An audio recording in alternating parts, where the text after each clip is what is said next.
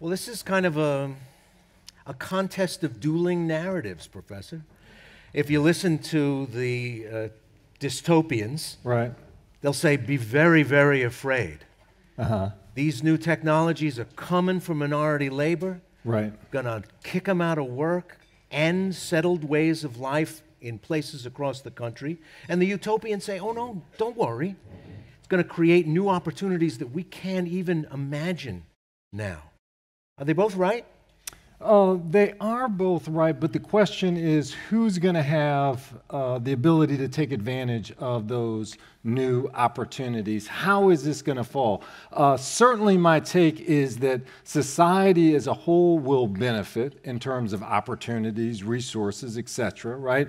The question, though, is will this disproportionately fall on black and brown communities and other communities? And how do we ensure that communities of color can be a part of this future? A study from your center concluded that black and brown workers have the most to fear. They're at most highest risk for job displacement in the coming decades. Right.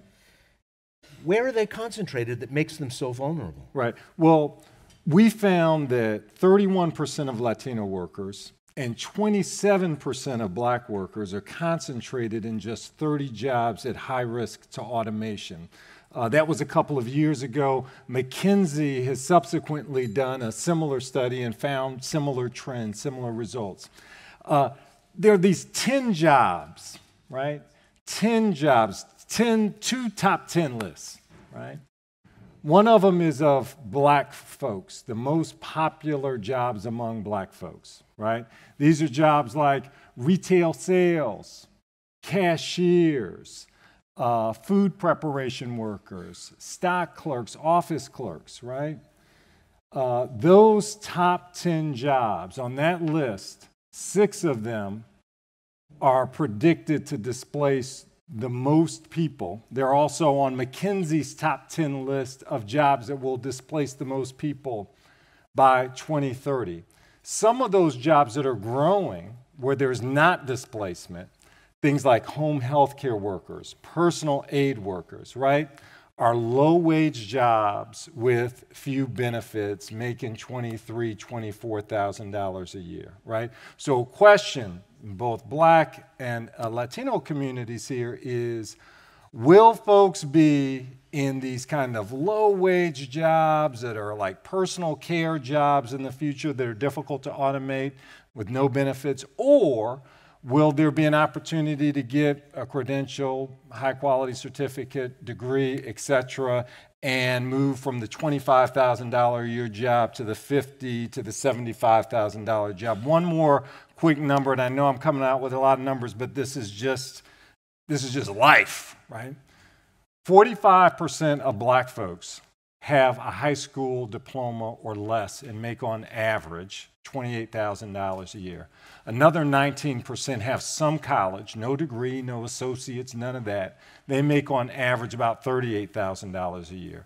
Kind of our national median wage here is about $51,000, right? So that's like 65% of black folks who are in these jobs without an associate's degree, anything. And the question is, again, how do we give folks opportunities so they can move on up?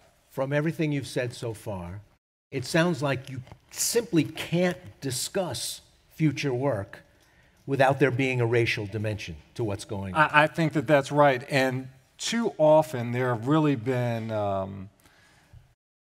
the barriers faced by African Americans and Latinos, especially folks who are in places like the Black rural South, right, have really been neglected by the media, by policymakers, by think tanks, and this is something we really have to think about in terms of the future. It's not just, are we going to have a lot of jobs or no jobs? It's not just, are folks who have fewer resources going to be left behind? There is a racial dimension of this that transcends economics. But when those two groups contributed 25% of the national workforce, they could remain low income and have a drag effect on the national GDP, Right. but not a decisive impact. Right. But if we're looking at 2040 and certainly 2050, Right. when both these groups take a much larger portion of the overall workforce of the United States,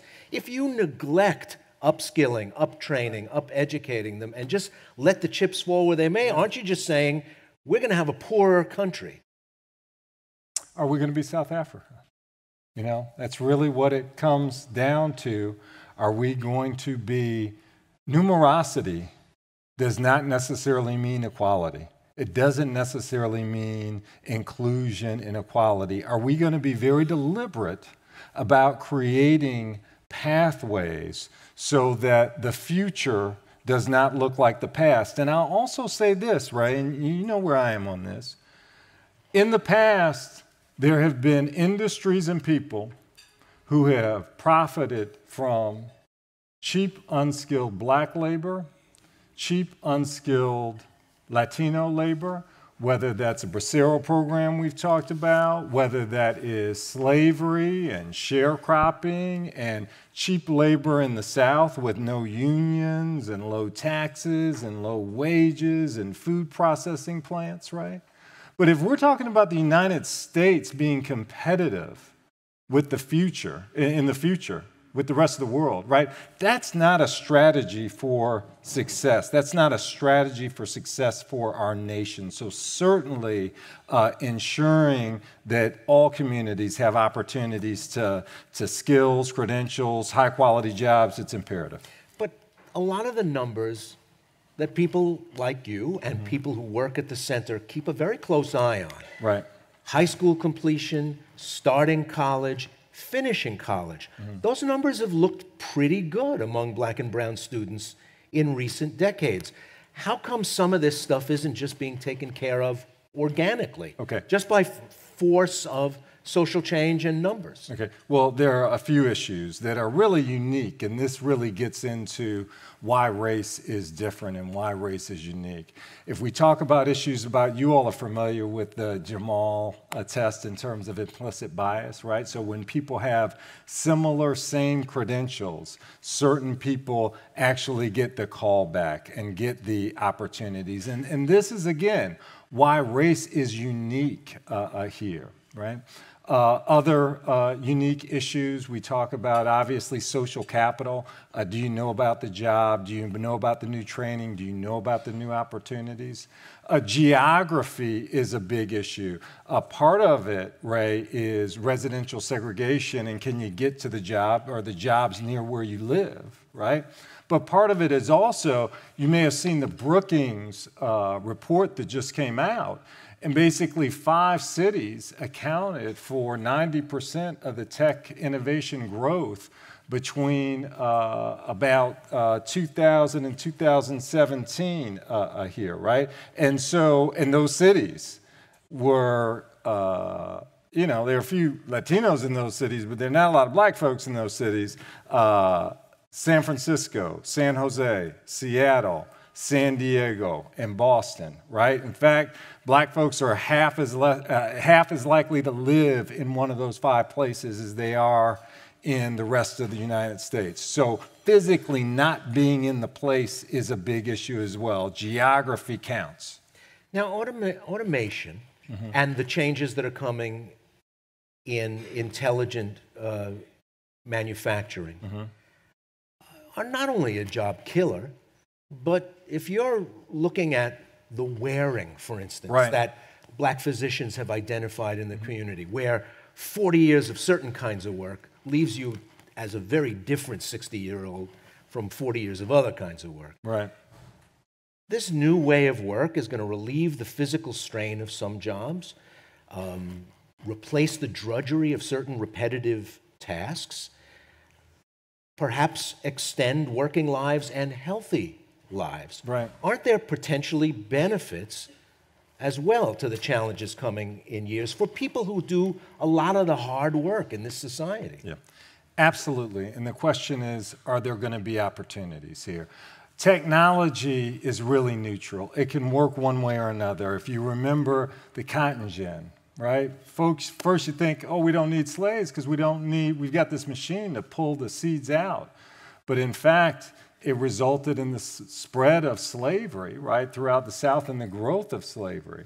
You think about automation, both automation in terms of the new plants in Detroit in the 19 teens, or you think about automation in terms of the automation of picking cotton in the 1950s and 1960s, which resulted in the next great wave of the wave of the Great Migration by African Americans, right?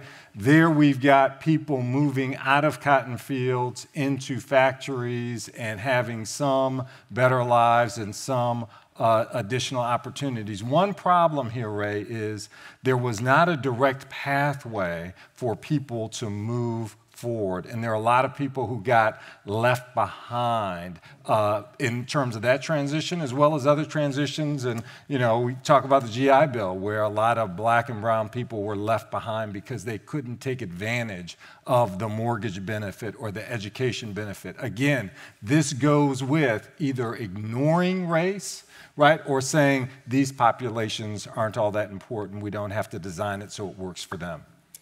Just in the past couple of weeks, 2 reports crossed my desk, big academic studies. One says a huge share of the jobs of the future are going to require digital skills, familiarity with using computers, telling them what to do, right, understanding how to work the internet. And then another study comes that says black and brown children in public school systems across the country are almost structurally less able to acquire these skills in class or take advantage of them through a modem-equipped computer at home. It's like one hand doesn't know what the other hand is doing. It's like the authors of these reports didn't read each other's reports. That's a recipe for disaster.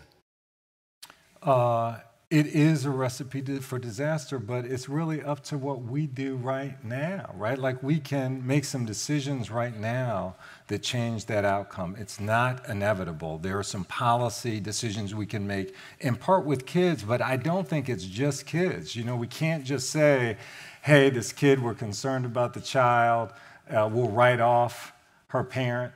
That person has dreams too, and with, the right credential, with the right certification, that person can move from the $23,000 job to the $55,000 job or $65,000 job and really change the trajectory in terms of the child's life.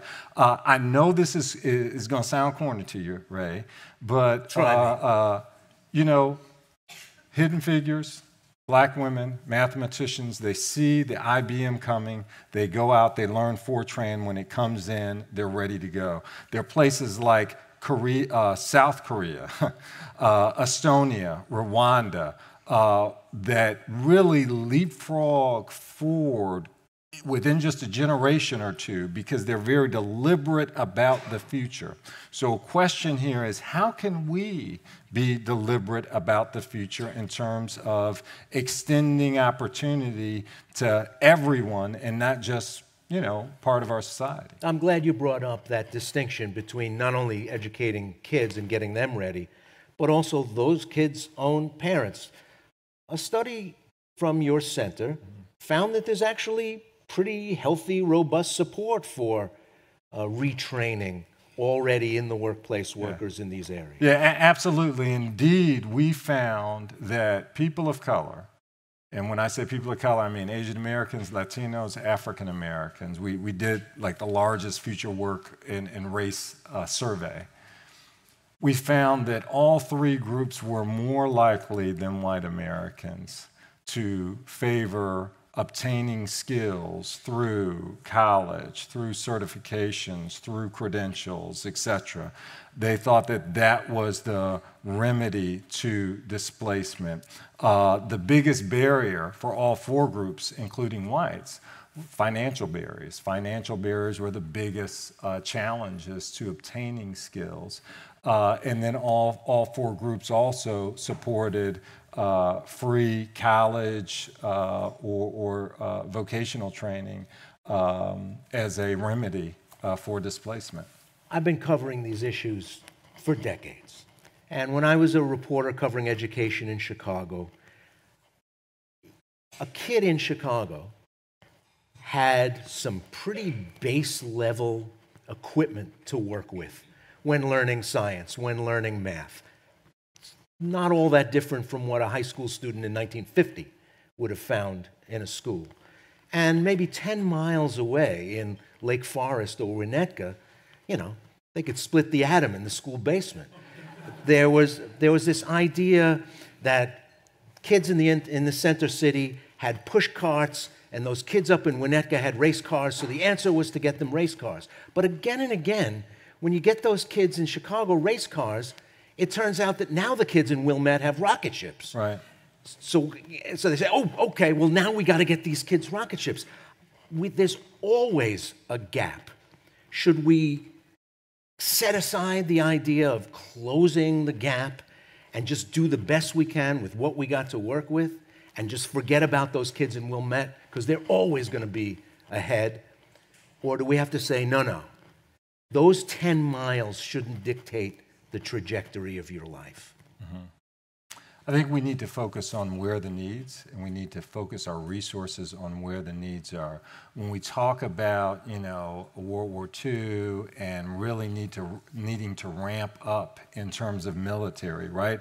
There was a public focus and purpose in terms of converting assembly lines in Detroit into manufacturing military equipment, right? So the point is that, if it's a national priority and having a skilled workforce, across the board is a national priority, we need to invest in it as opposed to it being an afterthought.